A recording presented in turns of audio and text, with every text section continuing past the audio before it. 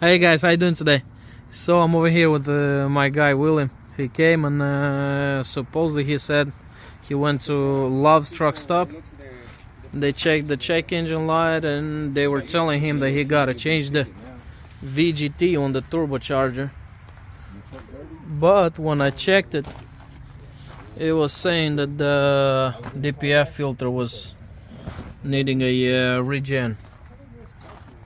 So we did a regen and the check engine light went off and it runs pretty good right now. We did a test drive. The check engine light is not coming on no more. We'll see what's gonna do right now. I'm gonna start the engine and